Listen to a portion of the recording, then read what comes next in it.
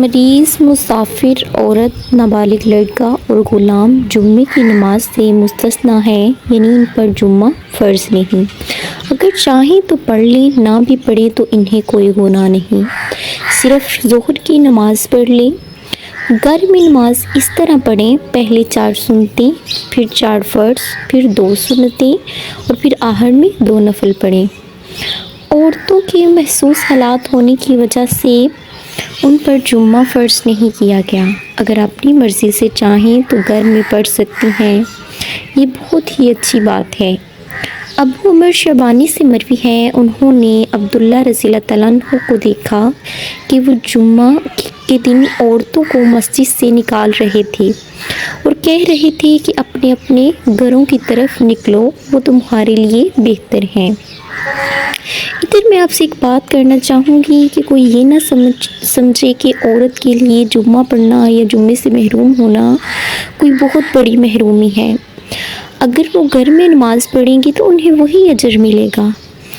اصل میں یہاں اسلام بہت حکمت والا دین ہے نا، تو یہاں جو ایک بات بہت اہم ہے وہ یہ اس طرح سے بھی ہے کچھ کہ عورتوں کو مردوں کو تیار کرنا ہوتا ہے مسجد میں جمعے کے جانے کے لیے، تاکہ وہ وقت پر نماز جمعہ ادا کر سکیں۔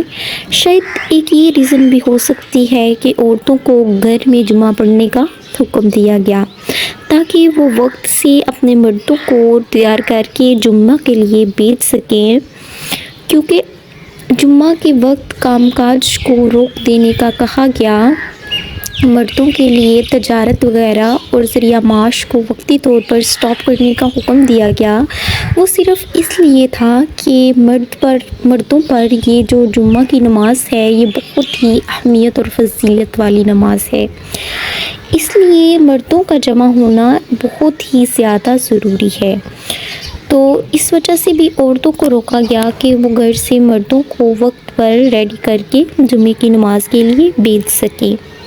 لیکن اکثر اوقات دل تو کرتا ہے دیکھ کے جمعہ جب مرد پڑھنے جاتے ہیں، اور جب انسان اچھا خطبہ سنتا ہے تو سنے بغیر تو نہیں رہ سکتا کہ اتنی اچھی باتیں ہم سن رہے ہیں تو نماز جمعہ کیوں نہ ادا کریں۔ اکثر آپ نے دیکھا ہوگا کہ حرم پاک میں اور مسجد نبوی میں خواتین کتنی بڑی تعداد میں اکٹھی ہوتی ہیں۔ تو یہاں یہ ہے کہ جمعہ کی نماز اگر آپ گھر میں بھی ادا کر لیں تو آپ کی نماز ہو جائے گی، لیکن فرض نہیں ہے کہ ہر جمعہ ہی عورتیں جمعہ کی نماز کے لیے گھر سے باہر نکلیں۔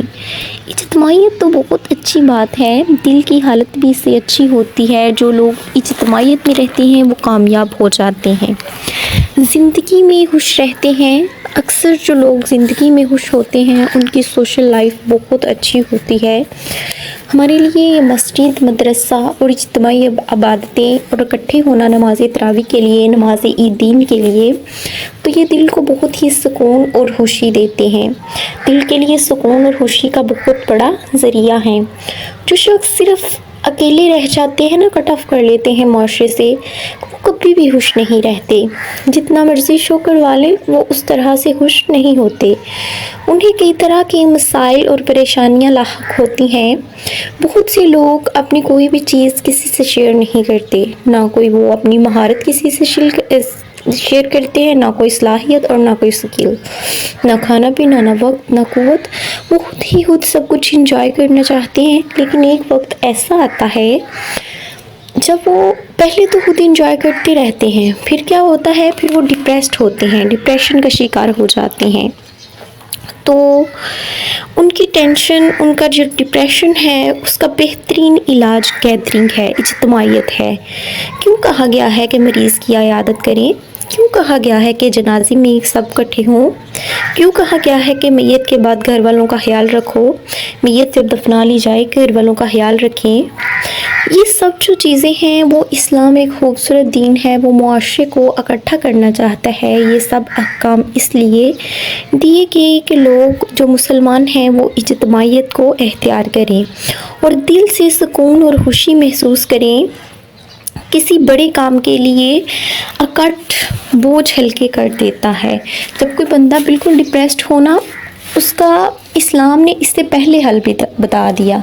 اب میڈیسن تو آج بن رہی ہے نا، تو میڈیسن وقتی طور پر صرف ذہن کو سکون دیتی ہے.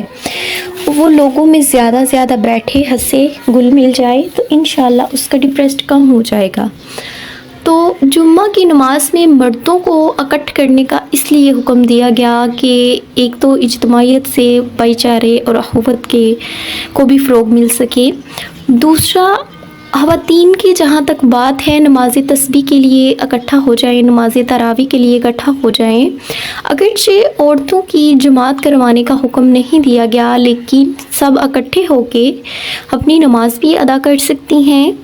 یا خواتین میں سے کوئی اگر نماز ادا کر رہا ہے تو باقی بھی سب پڑھیں اور ایک جو ہے وہ بلند آواز میں ادا کرے، تاکہ اگر کسی کو کوئی بھول چوک ہوتی ہے تو وہ وہاں سے سیکھ لیں. ساتھ ساتھ اپنا بھی پڑھنا ضروری ہے. یہ نہیں کہ ایک اگر اونچی آواز میں نماز تسبیح یا نماز تراویح کی جماعت کروا رہا ہے، کیونکہ عورت کی جماعت نہیں ہوتی تو دوسرے خاموش رہیں. ایسا نہیں، اپنی اپنی نماز آپ بھی ساتھ پڑھیے. تو انشاءاللہ اس طرح سے تمام عورتوں کی نماز ہو جائے گی.